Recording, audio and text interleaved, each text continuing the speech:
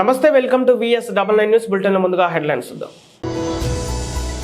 అమరుడు శ్రీకాంతాచారి తల్లి గారికి రాజ్యసభ సీటు ఇచ్చి బీఆర్ఎస్ పార్టీ తమ నిజాయితీ నిరూపించుకోవాలి.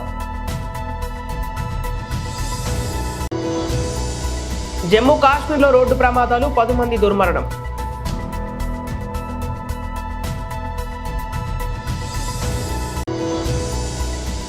నాంపల్లి ఎగ్జిబిషన్లో భర్త వెకిలి చేష్టలు, చెంప పగలగొట్టిన భార్య.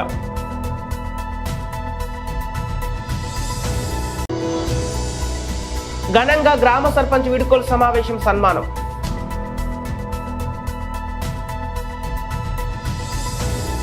అమరుడు శ్రీకాంతాచారి తల్లి గారికి రాజ్యసభ సీటు ఇచ్చి బీఆర్ఎస్ పార్టీ తమ నిజాయితీ నిరూపించుకోవాలి. తెలంగాణ ఉద్యమంలో 14 ఏళ్ళు మీ నాయనతో కలిసి పనిచేసినని ఒక్కరిని కూడా మీరు గుర్తించలే, గౌరవించలే, సముచిత స్థానం ఇయ్యలే. నేను ఇలా బీఆర్ఎస్ పార్టీని అడుగుతున్నా, నిజంగా మీకు ఇయ్యాలన్న కార్యకర్తలు గుర్తుకొస్తే మళ్ళీ తెలంగాణ ఉద్యమాన్ని మలుపు తిప్పిన శ్రీకాంతాచారి తల్లి శంకరమ్మకి రేపు వచ్చే ఒక రాజ్యసభ సీటు ఉంది కదా, గన్ పార్క్ దగ్గరికి వచ్చి, కొత్త గన్ పార్క్ దగ్గరికి వచ్చి బాబా బామ్మని ఇద్దరు ముక్కురాలకు రాసి మేము తప్పు చేసినాం, శంకరమ్మకి ఎమ్మెల్సీ ఇచ్చినామని సోషల్ మీడియాలో తప్పుడు వార్తలు పెట్టినాం, కాబట్టి క్షమించి శంకరమ్మ అని వచ్చి గన్ పార్క్ దగ్గర ముక్కురాలకు రాసి ఈ ఫిబ్రవరిలో ఖాళీ అవుతున్నటువంటి రాజ్యసభ స్థానాన్ని శంకరమ్మకి ఇచ్చి మేము నిజాయితీ నిరూపించుకోవాలి. ఇలా రిటైర్ అవుతున్న ఎవరన్నా 3 రాజ్యసభ సభ్యులు, ఒక ఆయన గోళీలు వచ్చిన ఆయన, ఒక ఆయన గోళీలు తయారు చేసిన ఆయన, ఇలా మనం క్యాన్సర్ హాస్పిటల్ గురించి మాట్లాడుకుంటున్న ఆయన, ఒక ఆయన ఇంటి మీద ఇన్కమ్ ట్యాక్స్ రైడ్ అయితే ఎన్ని బీరువాలు ఉంటాయో అన్ని బీరువాలలో 500 నోట్ల కట్టలు దొరికిన ఆయన ఒక ఆయన, ఇంకొక ఆయన గ్రానైట్ సామ్రాజ్యాన్ని వెళ్ళిన ఆయన. ఇలా బీఆర్ఎస్ పార్టీ నుంచి ఏప్రిల్ 2వ తారీఖున రిటైర్ అవుతున్న 3 రాజ్యసభ సభ్యులలో ఒక్కరికైనా తెలంగాణతో సంబంధం ఉందా? మేమంతా జై తెలంగాణ అని తమిళనాడు రోజు ఈ 3 ఎవరైనా జై తెలంగాణ అన్నారా? అదే జై తెలంగాణ అనొద్దా? తెలంగాణ ఎల్లరి తెలుసా? తెలంగాణ జిల్లాలో జమ్మూ కాశ్మీర్లో నిన్న జరిగిన 2 వేర్వేరు రోడ్డు ప్రమాదాల్లో 10 మంది మృతి చెందగా మరో 14 మంది తీవ్రంగా గాయపడ్డారు. బారాముల్లా, కిస్టార్వ్ జిల్లాల్లో జరిగిన ఈ ప్రమాదాల్లో వీరు ప్రాణాలు కోల్పోయినట్లు పోలీసులు తెలిపారు. ఉత్తర కాశ్మీర్ జిల్లాలోని ఊరి ప్రాంతంలో ప్రయాణికులు వాహనం అదుపు తప్పి లోయలోకి దూసుకెళ్లిన ఘటనలో 8 మంది మృతి చెందారు, మరో 7 గాయపడ్డారు.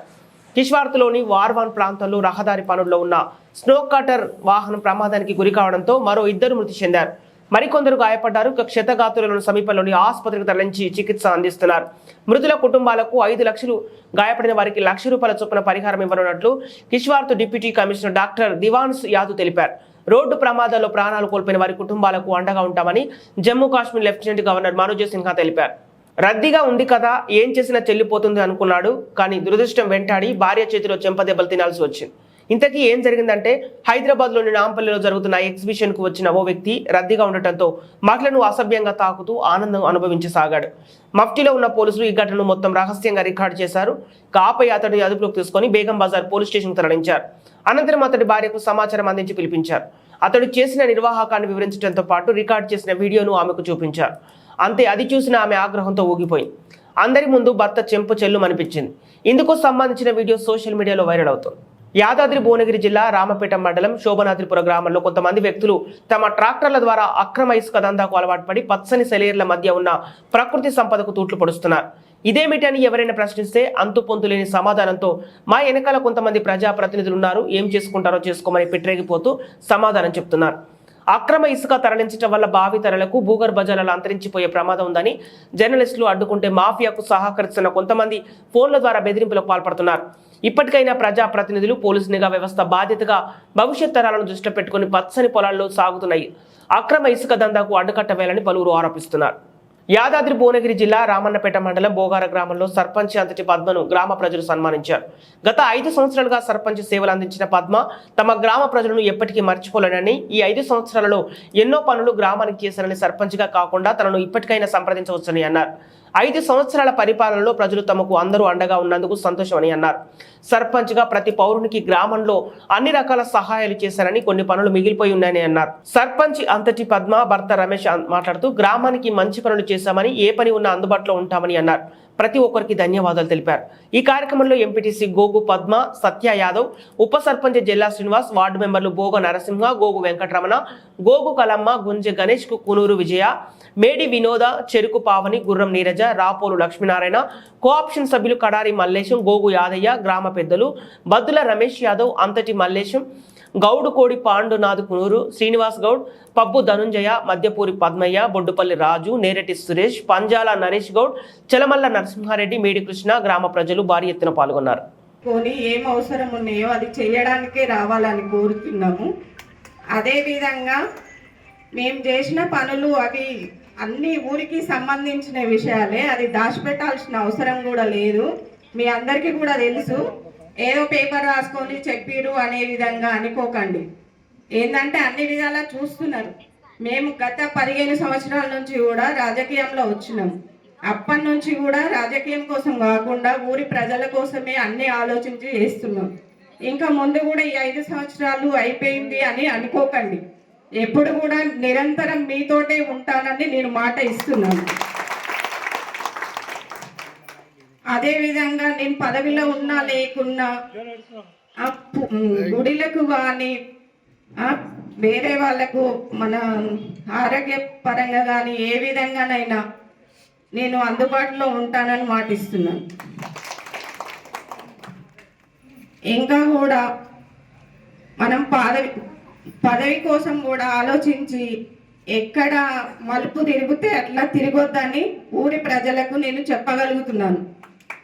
ఏంటంటే మనకు ఎవరు ఏమి పనులు చేసిరు అనేది గుర్తించుకోవాలి. ఎప్పుడైనా కొత్తగా వచ్చిన వాళ్ళ ఎంబడి వెళ్ళి పాత వచ్చిన వాళ్ళని మర్చిపోకుండా ఎప్పుడు దయచేసి ఊరి ప్రజల కోసము మనం చాలా పడ్డ వాళ్ళని గుర్తుపెట్టుకోవాలని మనసారా కోరుతున్నాను. అదేవిధంగా ఎప్పుడు ఎల్లవేళలా మీకు ఉంటానని ధన్యవాదాలు. Thank you.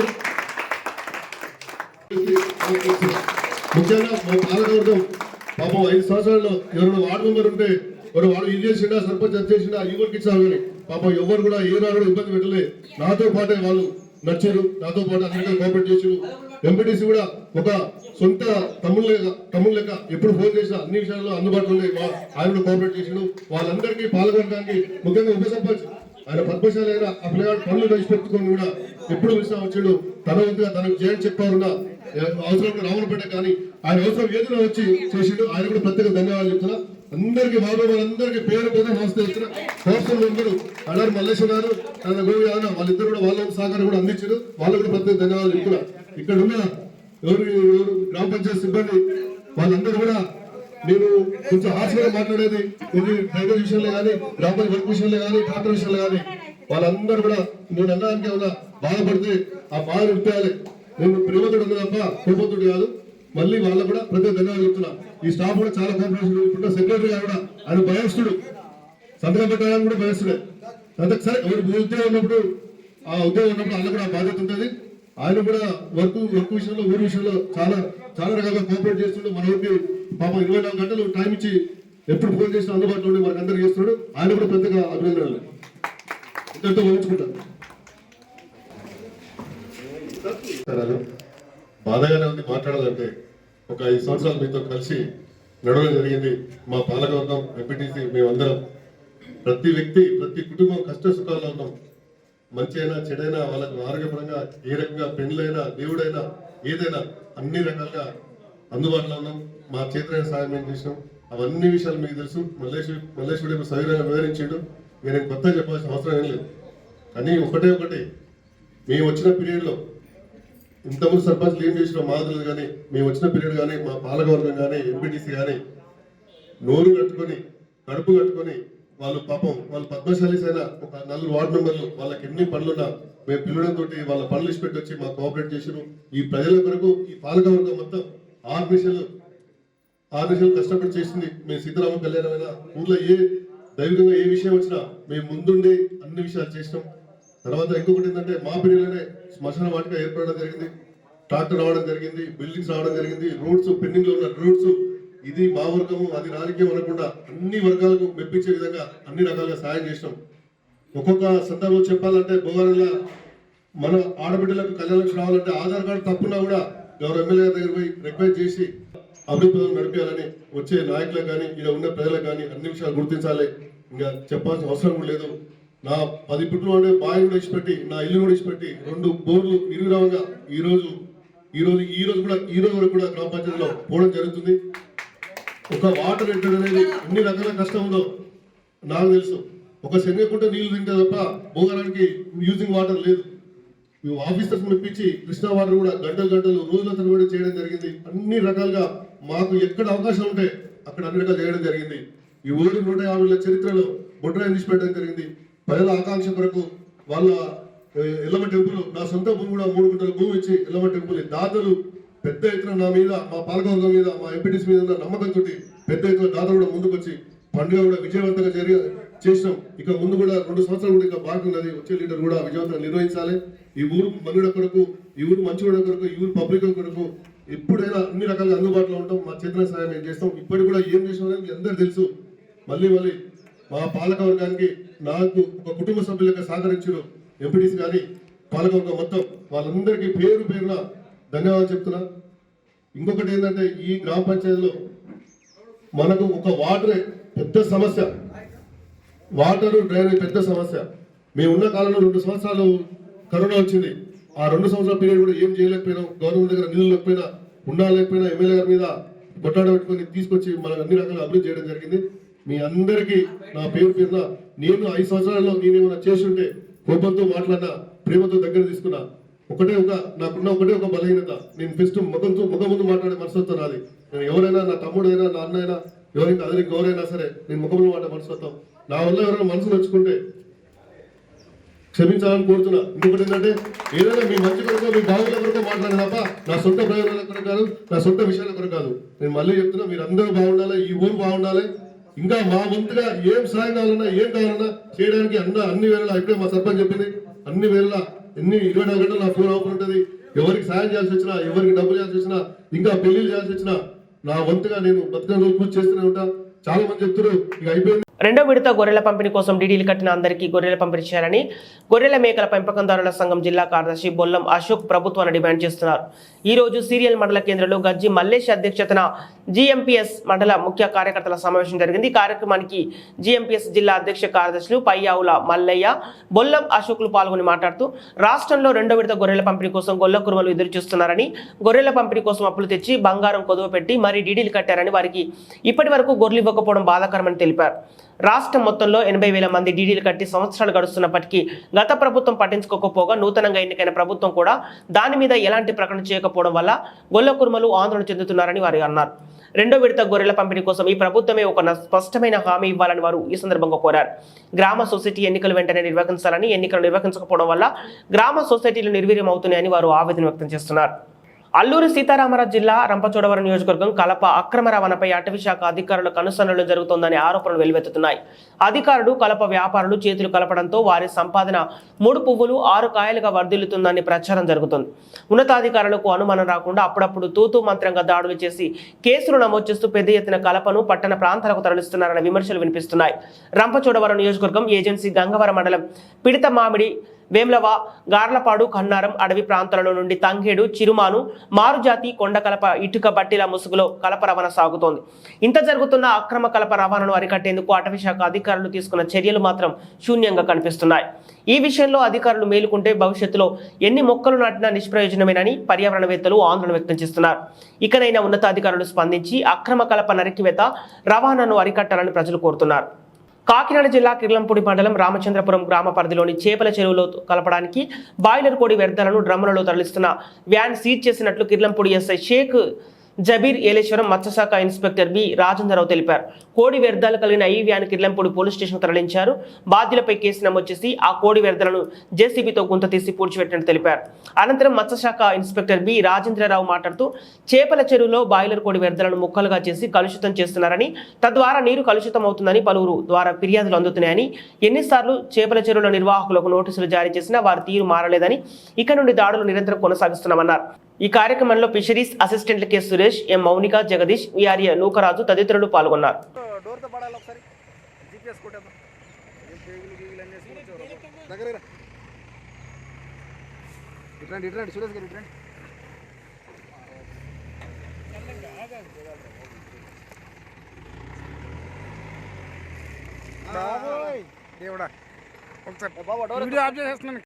నరసాపురం నియోజకవర్గంలో జనసేన తెలుగుదేశం పార్టీలు కలిసి పనిచేస్తాయని, తెలుగుదేశం పార్టీకి సంబంధించి కొవ్వలి రామ్మోహన్ నాయుడు, ఇన్ఛార్జి పొత్తూరి రామరాజు పేర్లు మాత్రమే ఉన్నాయని నేతలు స్పష్టం చేశారు.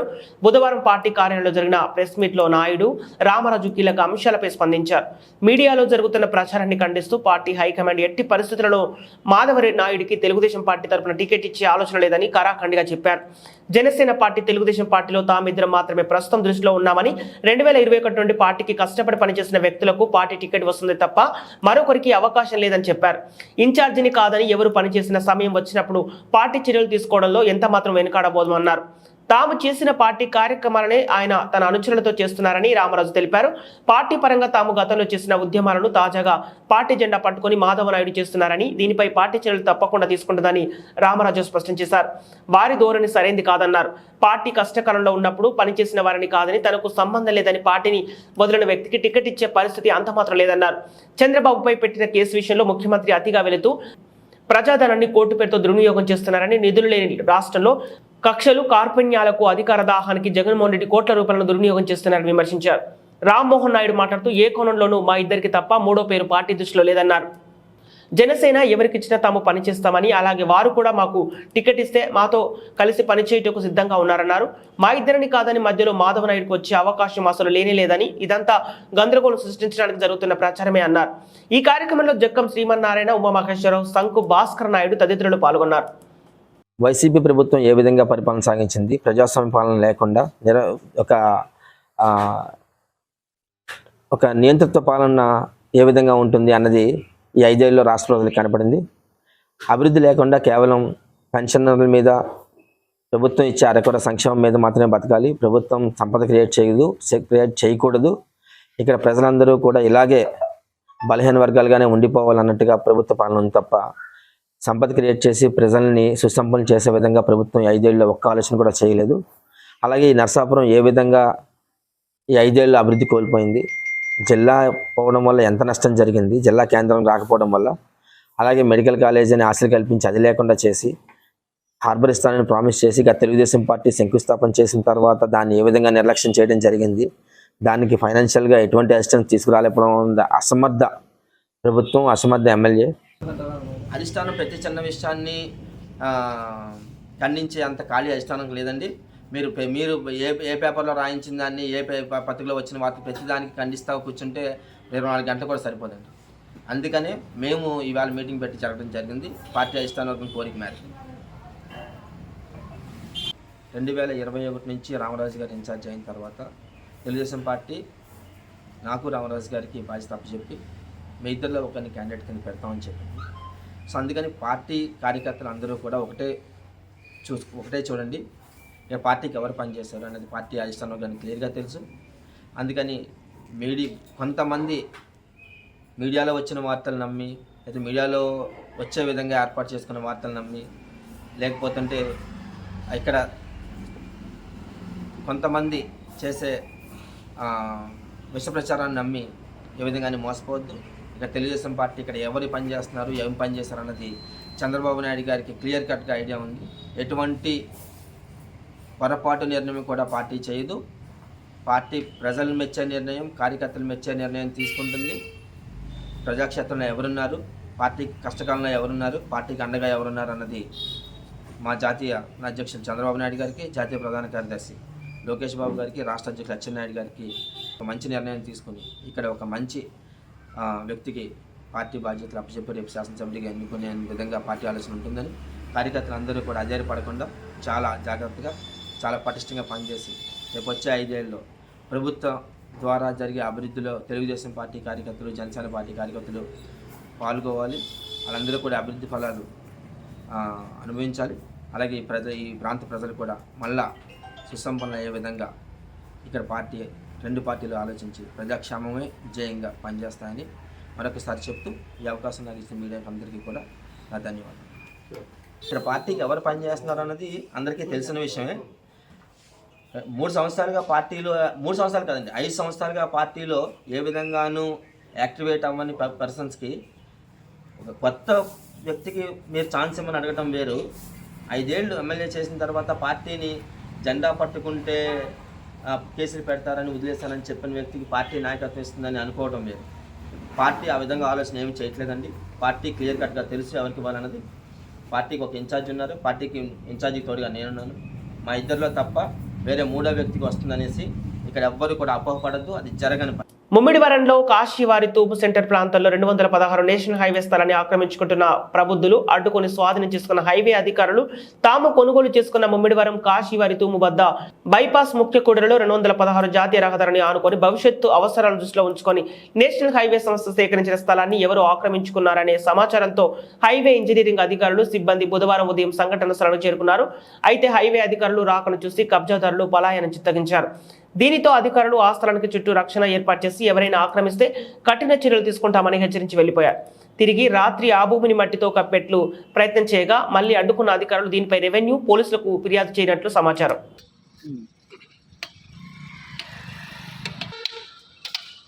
అంటే ఇది గవర్నమెంట్ సైట్లో ఉండి అది దానికి కూడా పే చేస్తారు, మీరు బిల్డింగ్ కూడా ఎన్హెచ్ఎల్ పే చేస్తారు. అయినా కూడా ఇప్పుడు ఎవరో తెలియకుండా దీన్ని బిల్డింగ్ చేస్తున్నారు.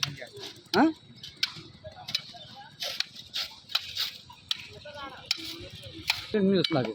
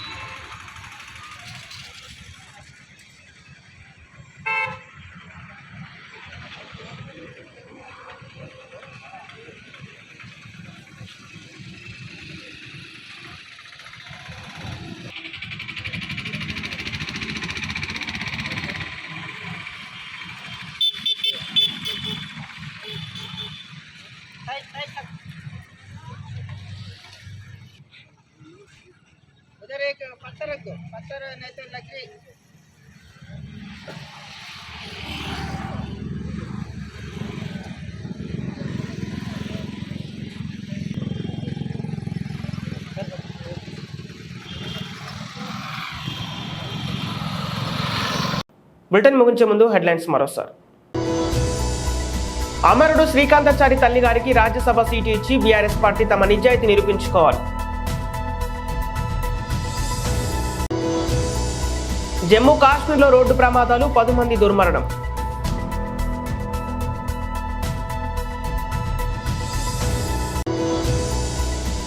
నాంపల్లి ఎగ్జిబిషన్లో భర్త వెకిలి చేష్టలు, చెంప పగలగొట్టిన భార్య.